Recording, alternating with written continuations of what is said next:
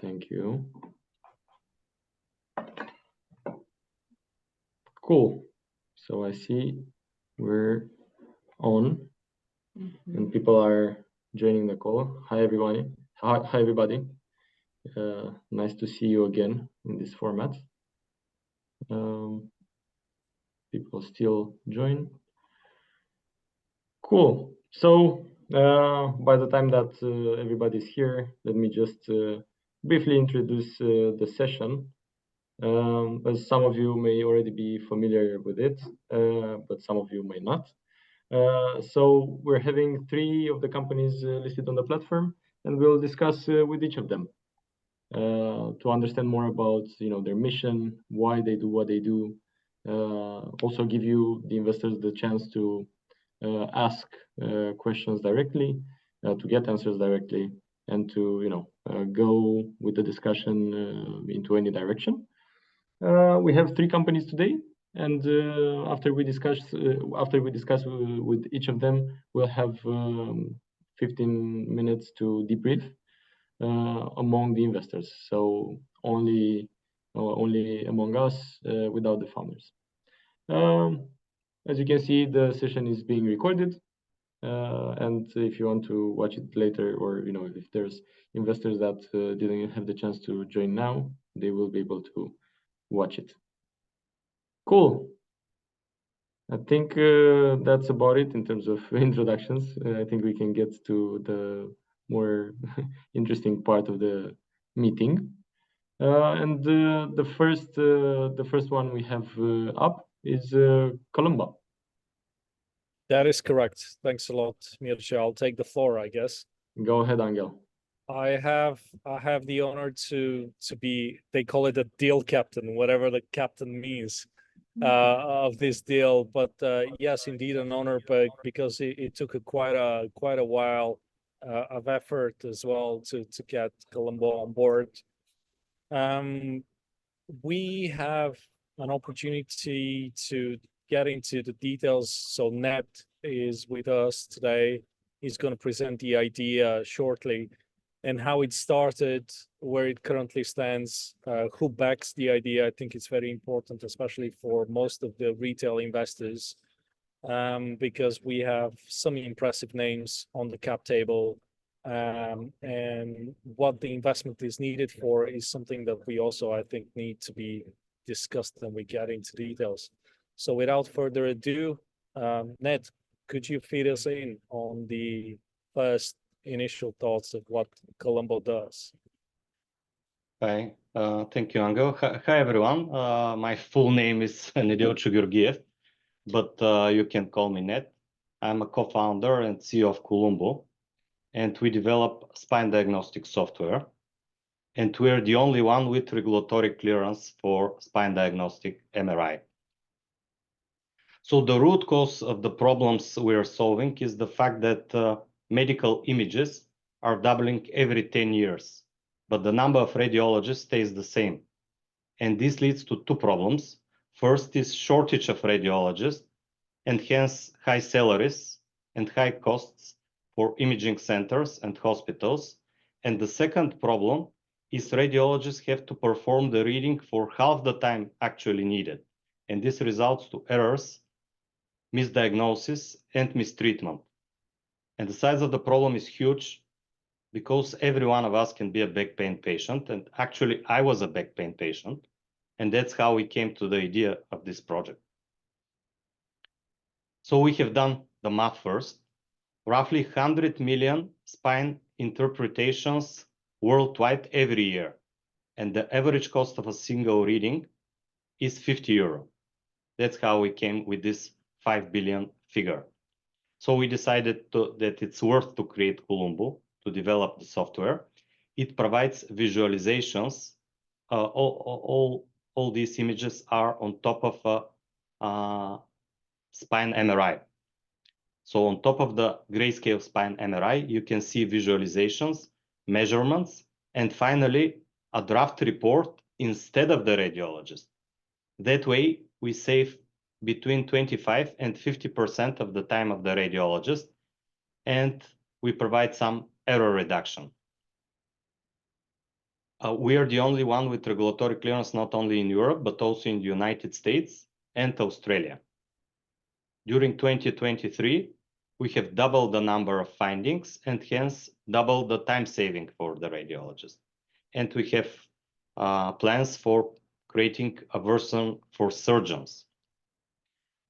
As I already mentioned, you can see from this slide that we are the only one with regulatory clearance for spine MRI. Our business model is simple. We save hospitals and imaging centers time and money, and we charge them annual subscription license. We have closed already 8 deals. The biggest one is one of the top 3. We're on the NDA. That's why I call them top 3 implants manufacturer. And also another name worth mentioning is Unilabs. They're a reference center of ours. They're the biggest or the second biggest radiology network in Europe. Second biggest in Europe. The total sales so far are 550, of which 250,000 in cash, and the other deals are for additional training data with some multi-year contracts included in this number. The biggest deal, as I already mentioned, is 450K plus 3.5 for scan. Everything we achieved so far was direct sales, and now we are starting to exploit our distributors channel with the biggest name, as you can see here, of course, Philips Healthcare, with the potential of millions of sales. Our team is international. I'm a former CEO and co-founder of another startup, a financial software startup, now long time profitable. And the biggest name in our medical advisory board is Dr. Tenenbaum, Vice President of Radnet. Radnet is similar to Unilabs. They're the biggest radiology network in the United States, more than 350 locations.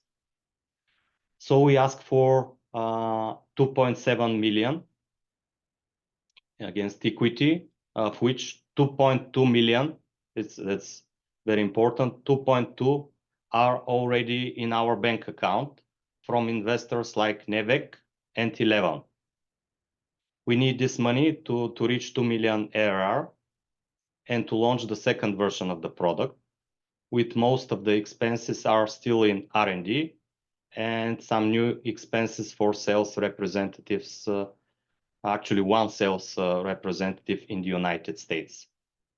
So to summarize, we're the only one, CoLumbo is the only one with regulatory clearance in 5 billion market with impact on health budgets and patients. Thank you. I'm ready to answer any questions you may have. Thanks very much, Nedelcho. Thank you. It raises a few questions that I have in my notes. I'll start from the back because you're on this slide. So more than half of the money that you're trying to raise right now is into R&D.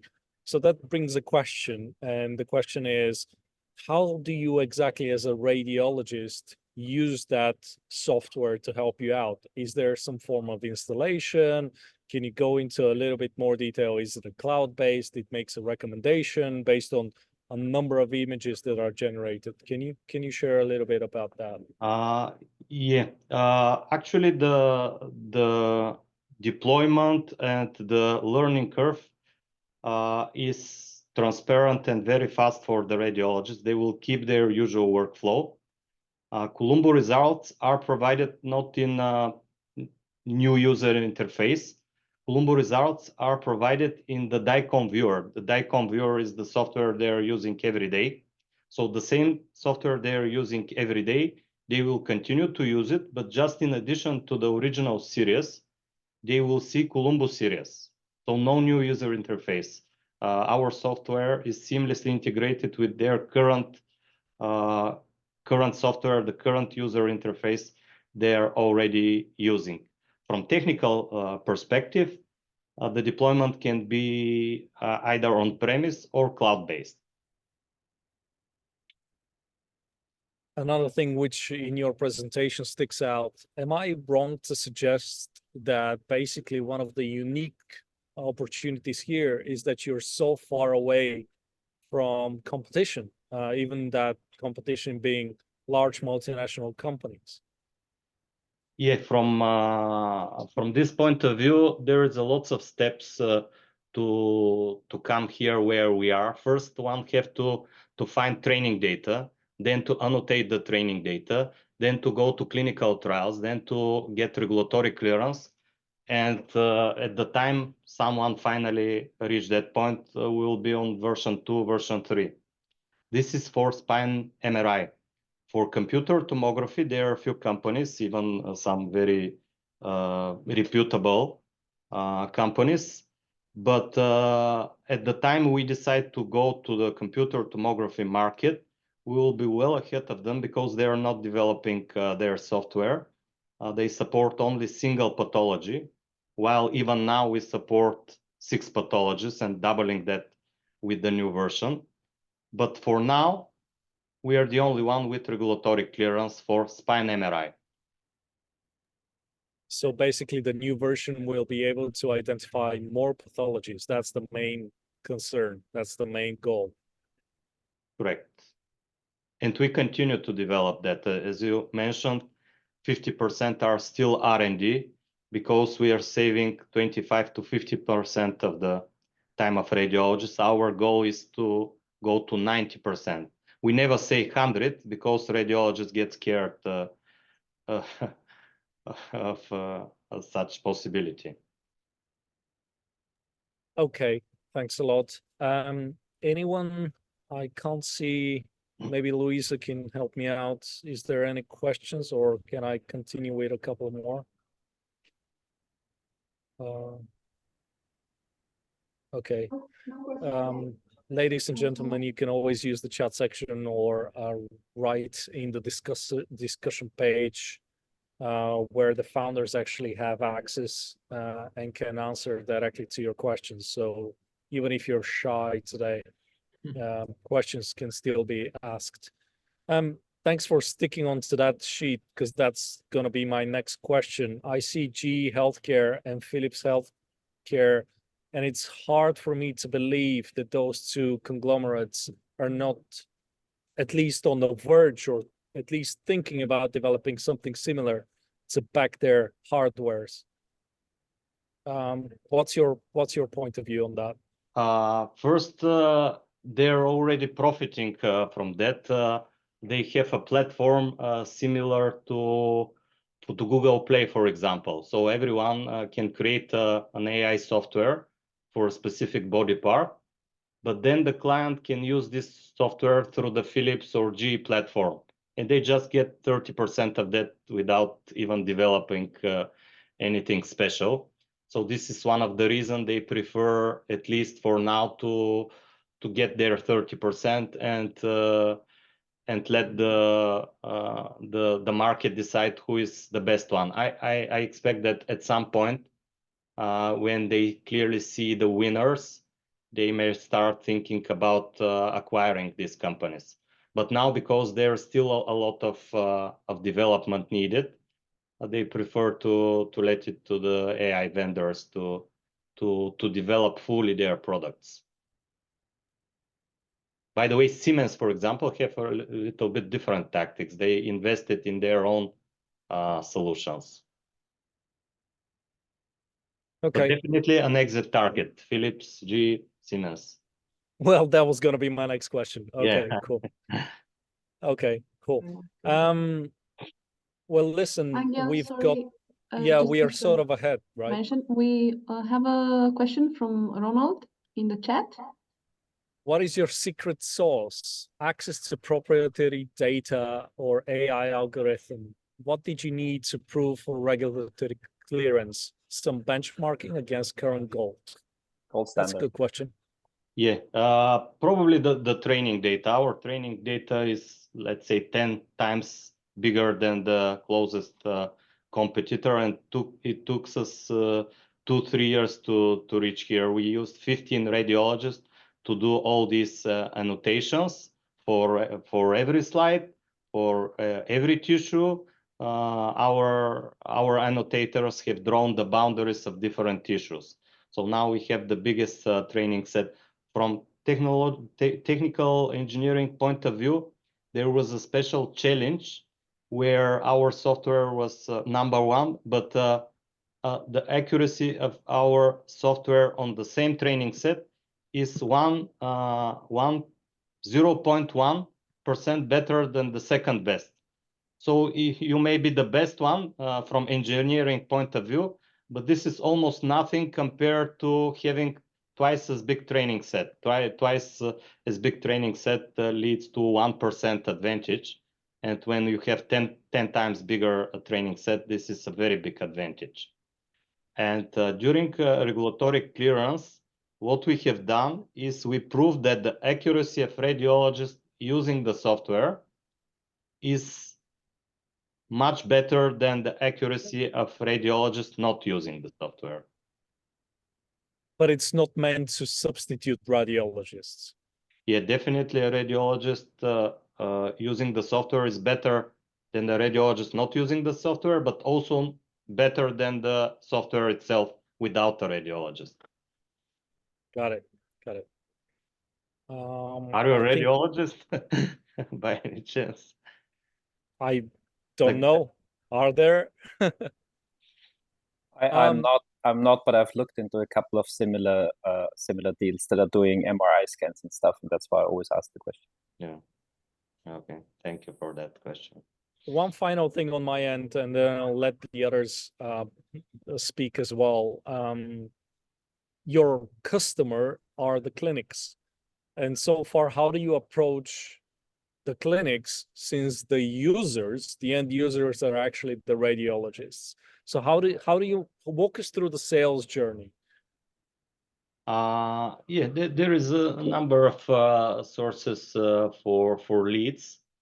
First, on the question, the best level is actually a head of radiology department. This is in this radiology group. It is not the top of the top because it's a radiology group with some medical director, CEO, of course.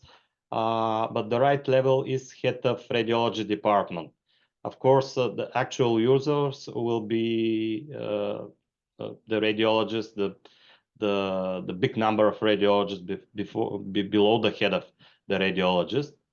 But the right level we discovered is head of radiology department. Sometimes we start from the bottom, sometimes we start from the top. Usually we start from the top when we use the help of our medical advisory board that have lots of contacts. Sometimes we start from the bottom during conferences when we meet some regular radiologists.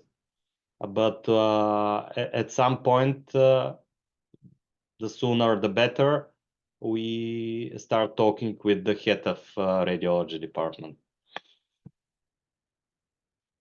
Good. I think, Luisa, we're ahead of time, so we need to be closing with CoLumbo now. Thanks a lot, Nedelcha, for your time and for the presentation. For the investors which have not had the time to go into the investment opportunity, it's a VC-backed deal, equity. It's going to be done through the SeedBlink Trust. And as Nedelcha noted, we've got Nevek with their third fund, NV3 leading the round. So please take a look at it. And if you can think of other questions, feel free to go into the discussion tab. Thanks a lot. Thank you. Thank you. Thank you. Thank you, guys. Now we're shifting the industry. Alin, Vestinda, how are you? Hey, everyone. Hey, Mircea. Hey, it's good. Prepared to talk to us? As always, every day. Right? Cool. So thank you for the invitation. Pleasure to have you here, and thank you for taking the time. We've been working on this for quite some time, so happy to have you on the platform and to have you in this call. I think it would be great if you can start with a short pitch, and then we can continue with questions. Feel free to just type questions in the chat when you have them. Okay, I can see I have the share screen rights. Okay, give me a second. Yeah, you should.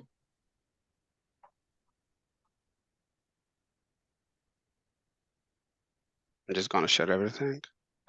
Yeah, it's loading, and now we see it. Okay, here is our deal over here. Yeah. 1 second.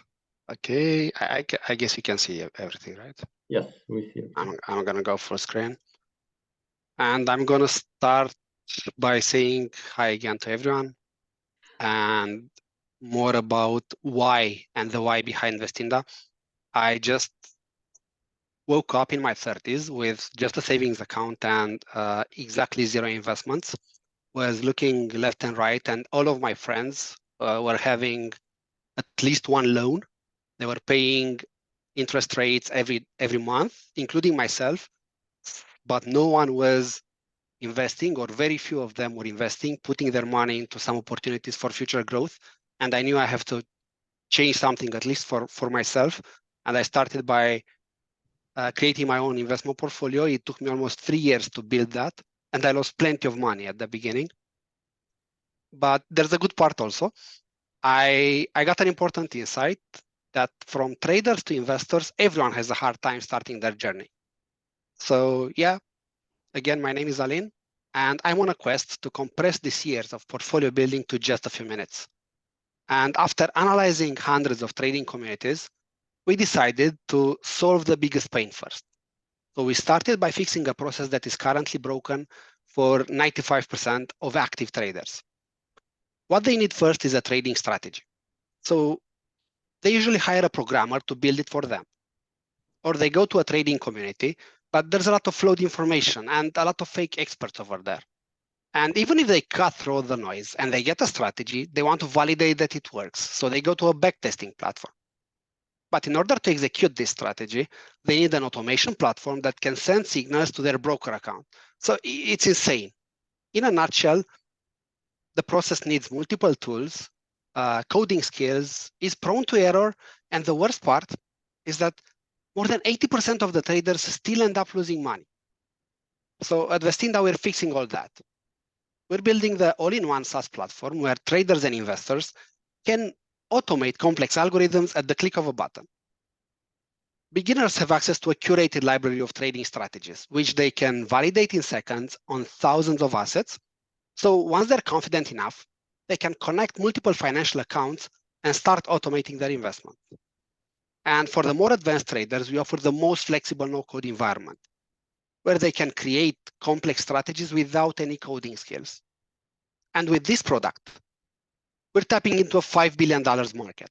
But then we're going to bridge traditional finance and Web3 to diversify portfolios for all retail investors out there. So with this, we're going into a market that scales beyond 20 billions.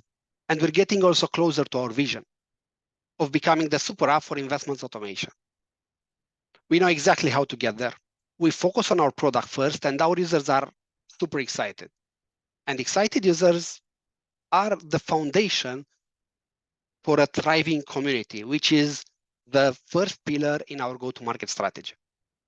On top of our product-led growth approach, we're putting the B2B2C channels. So we're already leveraging partnerships with trading communities and educators. And next on the list are partnerships with exchanges. And we decided to explore this after we got inbound leads from 5 of the top 10 exchanges in the world. And this year, starting of this year, we got a partner that is helping us already set the stage for our B2B strategy, meaning that we are negotiating a first pilot where the technology behind Vestinda is going to be white labeled. So we're going to sell it after that to more exchanges, to trading platforms, brokers, or even banks. Now, the third pillar in our go-to-market strategy is how we use our unique data to scale and distribute content across multiple channels. And this holistic strategy worked for us because in 2023, we grew at a steady 20% month over month, reaching over 10K people on the platform who did more than $50 million in trading volume. And they trust us with 1.5 million in assets under management. Plus, we grew 4 times the revenues and signups in the second part of 2023 when compared to the first 6 months. Now, the revenue model on our side is predictable. We're focusing on a subscription fee, but there are a few additional revenue streams that we're tapping into already, like order flow rebates. That means we're earning every time we're sending a transaction to an exchange, like a broker, or from our marketplace commissions. There is competition, but unlike other players who focus on simple rule-based automation, we give access to hedge-fund-like algorithms that are created by experts.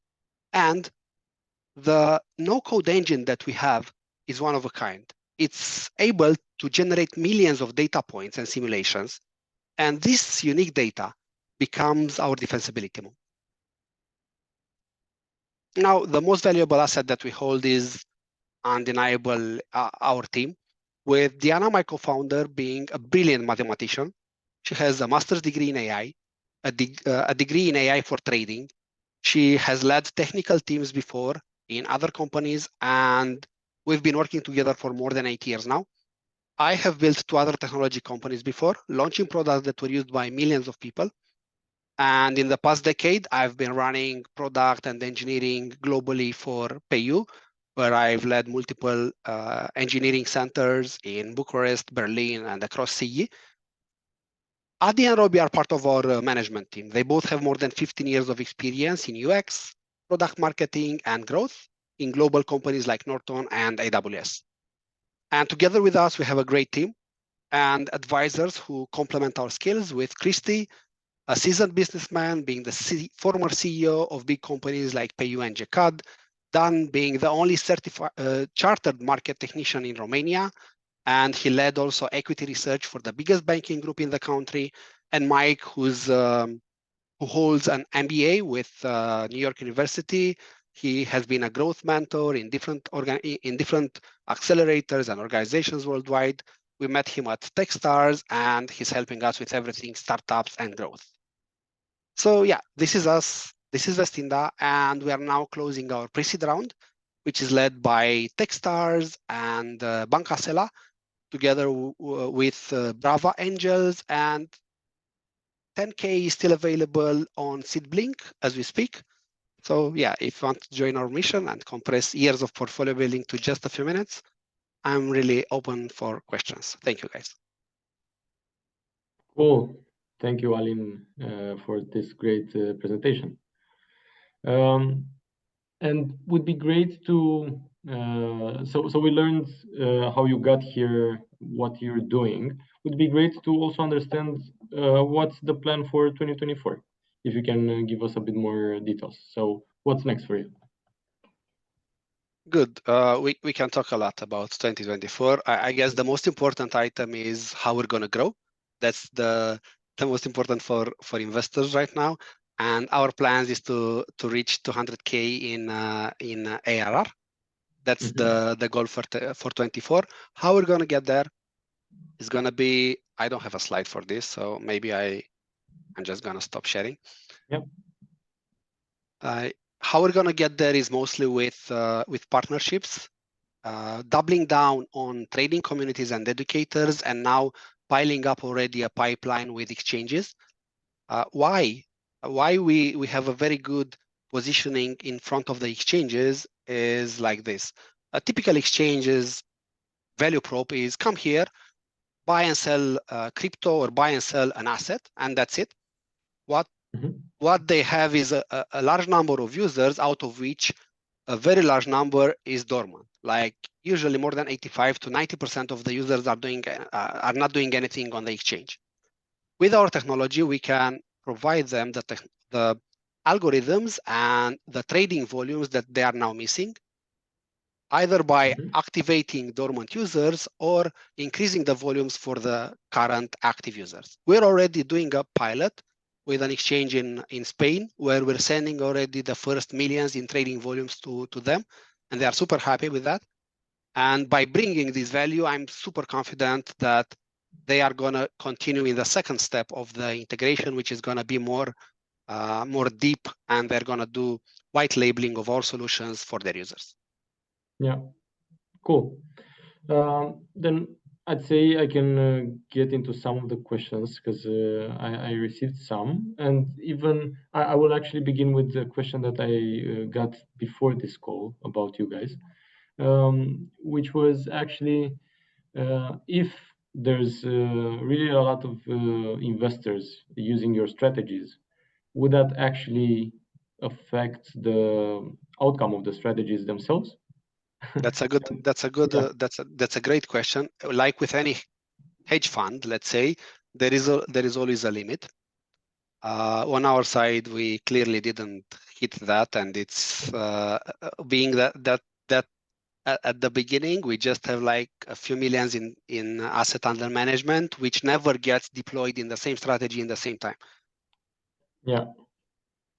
Okay, so basically you're saying that you have to become much bigger. We need to go beyond 100 million to start thinking about this problem.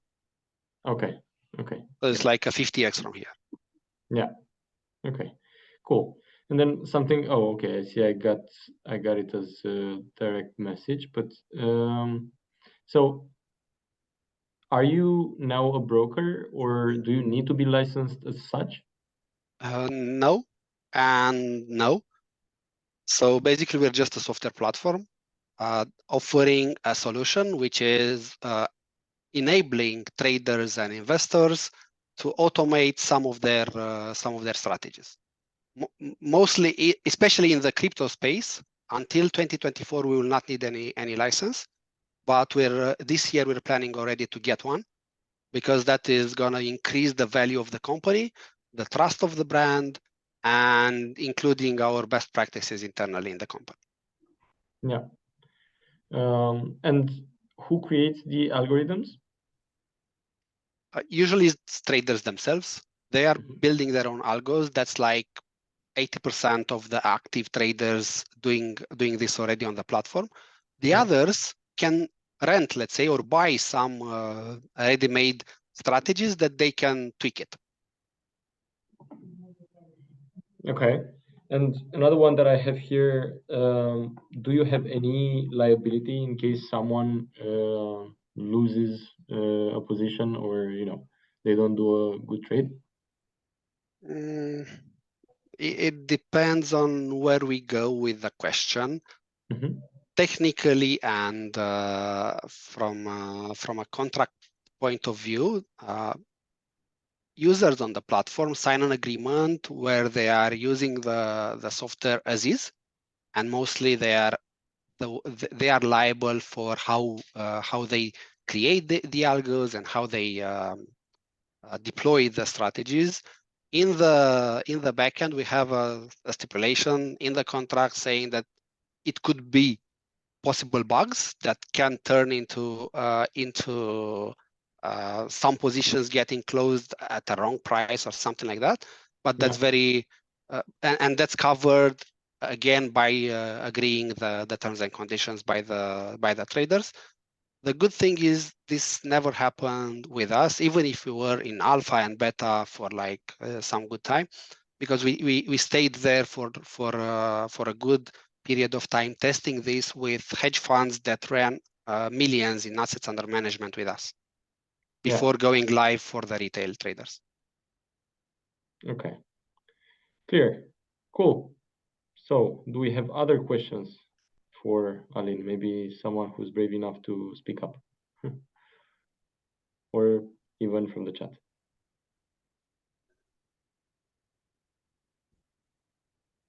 Okay. Are you trading strategies focused on equities or cryptos? Everything is for now. The platform is able to trade live only crypto. We have connections with 5 exchanges, 5 global exchanges in the crypto space. But we're already thinking on how to merge the two worlds, the Web3 and the traditional asset classes. We have the possibility in the platform already for traders and investors to simulate strategies and portfolios on the traditional assets classes, but we're now looking into how to become compliant in actually executing those strategies in the traditional space. Cool. And I think it would be, or at least for me, it was super interesting to learn when I learned it. Based on some of the strategies that you have developed, or some of the users have developed on the platform, can you give us some idea of performance that they had or you had or anything like this? Yes, I'm always a little reluctant to share this data because it looks too good, in the sense that 70% of the people who stayed with us for more than 3 months are winning, which is totally the opposite when compared to manual trading on for the beginner traders on a traditional broker. And this statistics is super important, super relevant for us, because we are in the business of helping traders gain an edge. Otherwise, they will not pay for our software. Mm-hmm. And another important aspect that we already published in the public, and this one is more easy for me to share it, is we traded our own money last year in an internal fund, or let's say hedge fund, our team money, which is almost 30K in assets under management, and we did in 2023 62% return on our internal fund, Which is using mostly the strategies that are available in the platform and fully automated, fully directional, only crypto, Bitcoin and Ethereum, and unleveraged, only spot trading. okay. And this year is also good, with January being 4% already up. Okay. Yeah, I think that's great info. And I mean, and that's great performance too. You should deploy some money over there. I can teach you. I was actually looking to develop my own a bit earlier today. You're going advanced. Cool, great. So I see the question. Let's take the last questions and then we'll move on. By what margin are you beating your benchmark, Bitcoin? That's the even better question. We didn't beat the benchmark last year, and it was not our goal to do that, but it was our goal to have a lower risk. So usually our risk is even less than 50% when compared to holding Bitcoin, only on the drawdowns. And if you account for the time in market, the risk goes a lot lower. Meaning that, for example, now when Bitcoin went almost 25% drawdown after the ETF approval, our portfolio didn't go less than 8% drawdown. So that's how we measure our success. Cool. Great. Then thank you, Ronald, for the question. If there are any other questions, you can just go on the platform and post your question there. I'm sure if you want to reach out to Alin, he will also answer your questions. And of course, if you reach out to us directly, we'll also help. Good. Thank you very much, Alin, and thank you for Thank you, your time. everyone. Thanks a lot. Let's move to the next one, and I will pass it to Sander. Yeah, thank you very much, Mircea. I will not take too much time, as there were already quite some questions in advance. So I'm honored to introduce Ruud from Atmos to present what they are doing.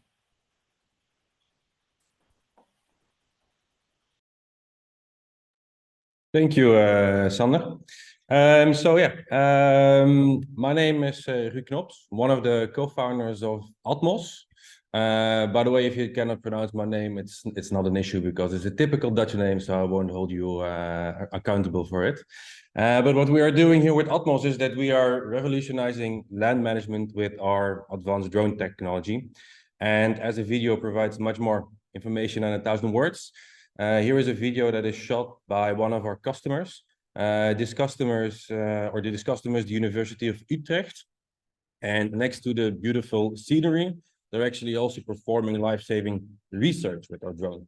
So the mountain that is being mapped here is the Ilgraben in Switzerland, which is one of the most geologically unstable regions in the world, which produces over 100,000 cubic meters of rock and sediment every year. And this sediment then moves downhill, potentially damaging homes and other buildings, or even clogging their water network. So with our solution, they can create a digital twin of this mountain in centimeter level, helping them to better estimate the sediment, which is a vital information for developing mitigation measures for the municipalities below. A couple of other examples where we actually help our customers to create a digital workplace through a digital twin is a B2 government, for instance, is cadastral management. It is being used at this moment in Romania and Croatia, but also in the Netherlands and some other countries around the world.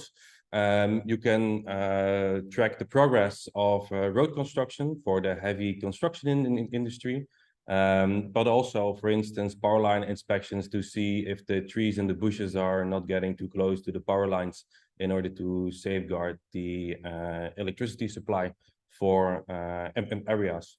But the more important question is actually, what do all these applications have in common? And that is that they're all huge. And because of their large size, it is also very difficult to keep an overview of it, and it's also difficult to manage. And this is clearly visible in the construction industry, one of our most important industries, as 80% of these big construction projects, they go over budget or take longer to finish. And one of the major reasons behind it are actually what they call geological surprises. And those are actually the differences between the actual situations with the people with their boots in dirt and with the people actually that are in the office, which have a very different view of the situation because they're using outdated maps. So we aim to solve this problem with our drone, enabling our customers to create these up-to-date and reliable digital replications with ease. So the solution consists on one hand, the Marlin, which is the drone. What makes it unique is that it can map areas the size of 400 football fields in a single flight, so really huge areas. And it is also capable of handling winds up to 45 kilometers an hour, making it a unique solution in industry. It comes together with our integrated software suite, which we call Navigator, which helps our customer to easily plan and also gather the data that they need. So Marlin has the characteristics of both an helicopter and an airplane, meaning that, as you also seen in the video, you can deploy it from practically anywhere, even the edge of a mountain. And thereby actually also just hover in midair. Next to that, the aircraft capabilities allows it to actually capture the geospatial data in high speeds, resulting into map large areas. Now, a question that we get a lot is that, okay, so why don't you use satellites? I mean, we go to Google Maps and then we see what we need, right? Well, first of all, these maps are outdated. I mean, if you're lucky and you're in Europe, then they might be half a year to a year outdated. But if you go to different areas in the world, it could be even years outdated. So next to the fact that these images or these maps are completely outdated, is there also a big difference in the level of detail. As you can see on the left side, which is actually which we use Google Maps, and in this case, that is a combination of satellite and airplane imagery. And on the right side, you can see the map that has been created, or well, a small portion of the map, of course, which is created by our solution. And you can clearly see the difference in the level of detail, which is illustrated by the solar panels that you can not only see, but even count the amount of solar panels, which is simply impossible on the left side, as you can see. Our focus market is the large-scale drone mapping market, which means actually that from the moment if you need a high-resolution map of an area which is larger than 1 square kilometer or longer than 10 kilometers in length, that is the market that we are focusing on. It is already a very large market and is expected to reach 1.2 billion euros in 2025. and will continue to grow to 1.7 billion in 2030. Within this market, the construction industry and also the inspection of built infrastructures are the largest segments. Our annual revenue for the past years have been on average 1 million euros, and we generated through our worldwide sales channel network, which is also depicted here. We achieved this with our team of 17, including the management team that have a combined experience of more than 35 years in channel sales and 30 years of drone engineering. We're currently serving customers on all continents except for Antarctica. We have a strategic partnership with Topcon Positioning, which is one of the industry giants in our markets.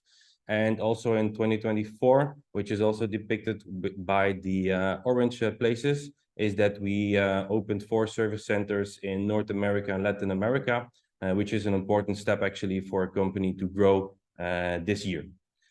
Our goal this year is to grow to a revenue of 2.3 million euros, and we aim to achieve this by 3 items. So the first one is actually that we want to upscale our commercial activities. So we want to hire area managers to give more local support to our distributors, and also being able to go more often together with our resellers on projects and to customers.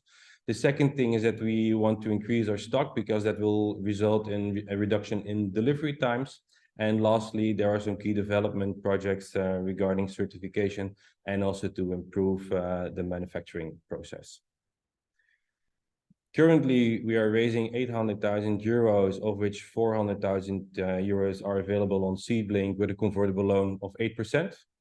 We put a valuation cap of 6.2 million euros for this round with a minimum ticket size of 2,500 euros.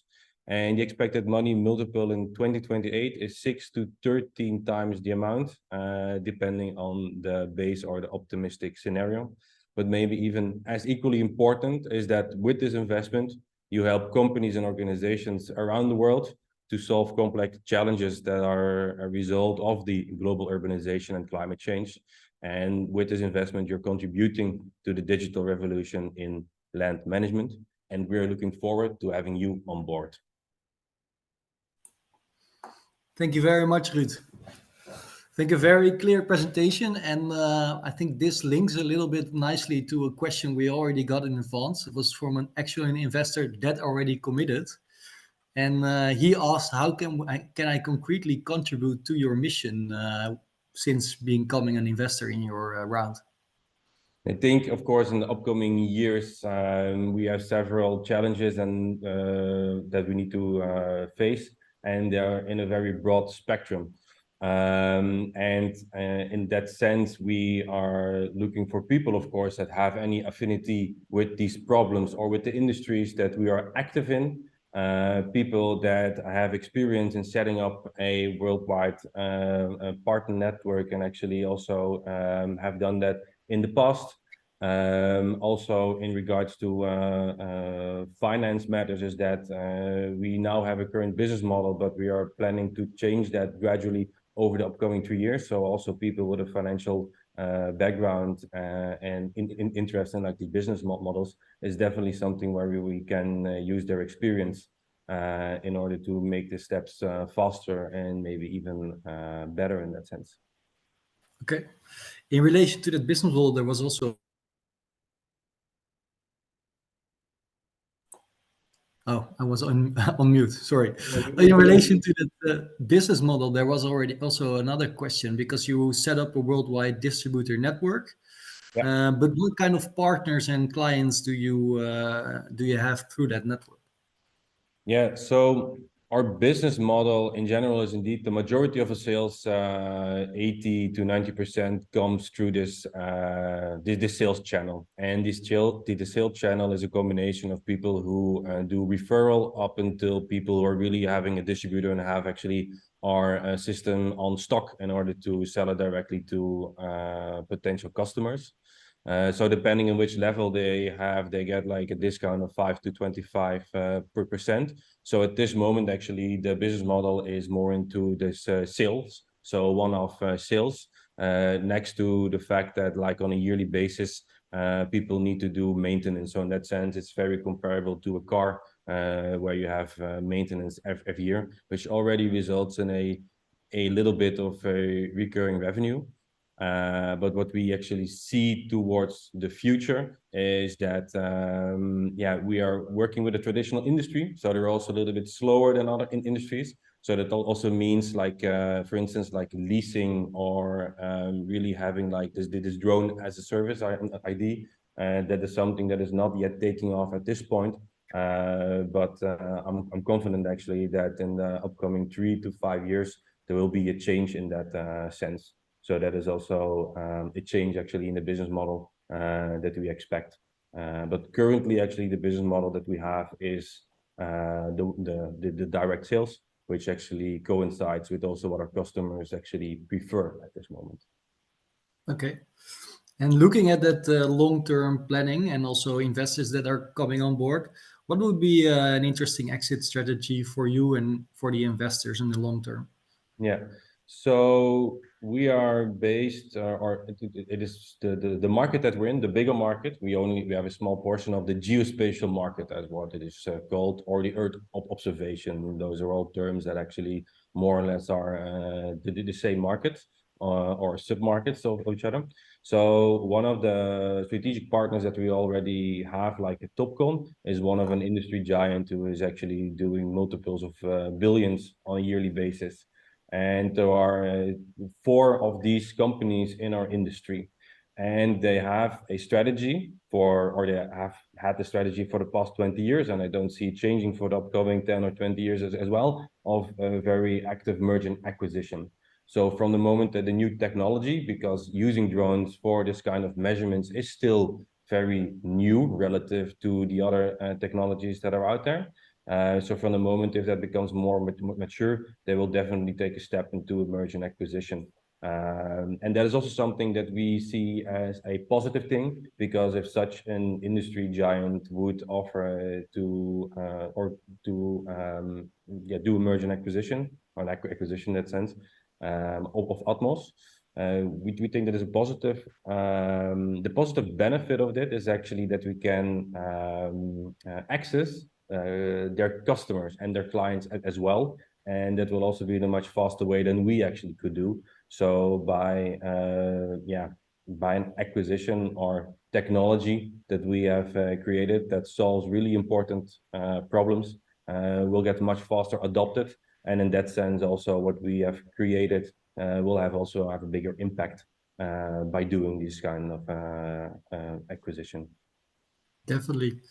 Also, Ronald just asked you what is the technical perspective, the unique selling point in comparison to competitors or competing technologies in your market? Yeah, so there are different kind of technologies out there. So competing technologies when talking about Earth observation in that sense, going from top to bottom, is you got space methods, which I just showed. I mean, the biggest difference there is that it's always outdated, actually. It's never up to date. And when you are creating a new harbor where every 2 weeks you need to create or reiterate on your plan, then that simply doesn't do the trick. So for this kind of project, that is simply not possible. Then if you go to the airborne systems, and then I mean airplanes, the biggest downside from those is actually that, first of all, it is very expensive, and it is not always available because these are very highly specialized equipment, also planes and pilots, from which there are not many actually. So the availability is also a very big issue there. And then lastly, for that actually is also that, of course, using airplanes is also a very polluting way with regards to drones. Then going to the Earth. So the biggest downside of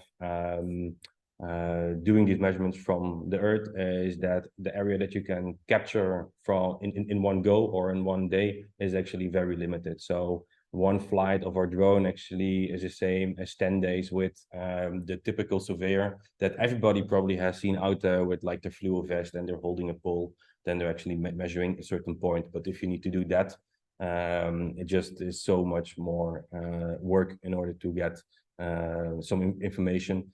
And also in that case, you are not able to get information from above, so you can only get information from what you see. Then in the drone spectrum, going there, you got the standard drones or the multi-rotors that you that most of the people think of with the 4 propellers. The advantage of that is that it can take off and land from practically anywhere, but still the coverage is limited. So for smaller scale construction projects, so thinking about an apartment or a flat, that is perfectly suitable, but it's not suitable from the moment if you're going to build. For instance, one of our customers is building a road of 200 miles. So in that sense, it's huge. Then that is simply not sufficient. And then lastly, in the drone spectrum, you also have fixed wing drones, which is actually a miniature airplane, which then is capable of capturing geospatial data of large areas. But you need, in essence, a football field size area in order to be able to take off and land. And most of them are also doing sort of like a crash belly landing. So then they will be hitting the ground with their, with the drone and the body immediately. So that also can result in damage to the drone or even the camera. And then your first flight could also immediately be your last flight, while you might need 4 or 5 flights in order to do your project. Cool. I also want to give the opportunity to some other people to ask any questions I might have forgotten. I know, for example, Adrian, you sent in some questions, and I don't know if they're all perfectly answered like you would like. Yes, many thanks for answering the questions. Most of them, yes. Eventually, the only one on financials. That's what I'm curious to see what percentage of fixed cost relative to variable cost you have. Whatever, if it's confidential information, I do not need to answer. I do not expect that. Just for my, shall I say, rule of thumb, where I can assess the sensitivity of fixed costs. Yeah, so I think in that sense, I definitely could go more into detail, maybe in a different meeting with you directly, because I think it is a very detailed explanation. But let me give a little bit of information about it anyhow. I mean, because why is it difficult? If you're going to build a drone, you need to have the equipment or the parts in order to build the drone. But from the moment if you're going to sell more, then also you're going to buy more in bulk. So also the cost per drone is going to go down again. So in that sense, also the amount of drones that you build will have a big effect on what you at first would think it's a fixed cost, but it is a variable in essence with respect to the amount of drones that you're going to sell. A fixed cost in that sense is, or an example is, for instance, for the distributor. So they get a margin in order for them actually to do the promotion of our product. They also buy a demo drone from us. They don't get it for free, so they also need to earn back their demo drone. So in that sense, depending on the numbers, on the type of distributor or referral, the financial numbers are a little bit different. Okay, many thanks. And last but not least, I assume that all the drones which you are building now are electric. Are you thinking as well to go into hydrogen propelled drones? Yeah, hydrogen. So indeed, our drones are now battery powered, so electrical. What we also expect is actually that the battery technology in the upcoming 2 years will also have a big upward capacity trend, actually, which is also, of course, fueled by electrical cars, of course, because they are also, of course, constantly willing to have more range. So we expect also some change there. If you want to go to hydrogen, I'm not saying that it is completely or that it is impossible, but in that sense, it is such a technical change of the machine. And also one of the reasons why people like batteries is that they don't need to hassle with liquids or gases or whatever.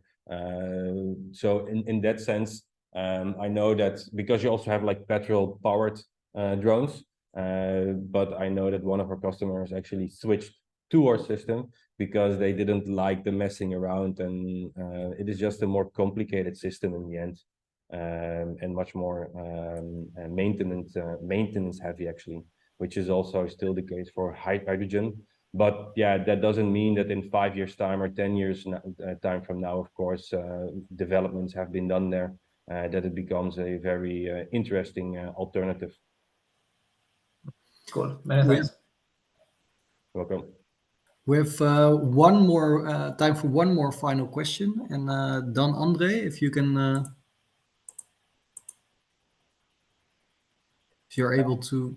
Yeah. So the question from Dan that I see is: do you consider simulations for R&D and simulating such landing events to optimize design? Not 100% sure, but to optimize the design.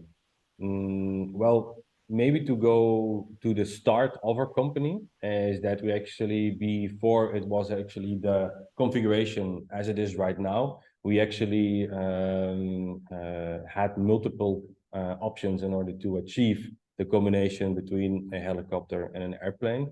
But after several iterations, we have concluded actually on this design, which is also patented, by the way, worldwide, because this was the design that in the end has the most flexibility in case of wind resistance, but also in general capabilities. So the payload that you can take, or the sensor in that sense, it's very technical term, payload, but the camera that you can take, because that's also something that we see is that cameras are constantly getting better, but also a little bit more heavier. The industry, now that it's getting more used to using these kind of systems, they also want to go have more and more.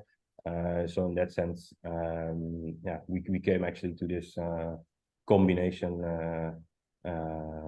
yeah, of the designs.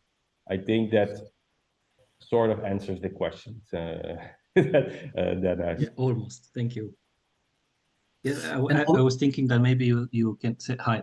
First of all, Andrei here from Romania, from Cluj. Thank you for the presentation, for the explanation. I was just thinking that maybe for the future you can consider some design iteration further, some scaling maybe. Yeah. Okay. Yeah. So that. Yeah. So for the future, indeed, there are some ideas already. So what you can see behind me is the drone, but it is not one piece. So actually, here the wings, you can take it off, and so we also made it in such a modular way so that in case if we want to have, for instance, larger wings, because then you can fly further, or you can fly slower, or you can put something in between the wings, for instance, an extra sensor, or for instance a gas detection sensor. All these kind of ideas or iterations towards the future in order to expand actually the markets that we can capture is definitely something that has been thought about. Okay, thank you. Thank you. Thank you very much. And I know that Ruud is also more than willing to hop on another call if there are still any questions. But then I want to give it back to Mircea to wrap things up. Thank you. Cool. Thanks a lot, Ruud and Sander. I think we've come to the end of the session with the founders here. So now I'd like to invite you to stay 10 extra minutes if you have the time and if you want to, just to debrief and share opinions, perspective, insights, or know-how about any of the companies that we heard from. So founders, you're free to go. Thank you. Thank you very much. Thanks. Thank you for your time.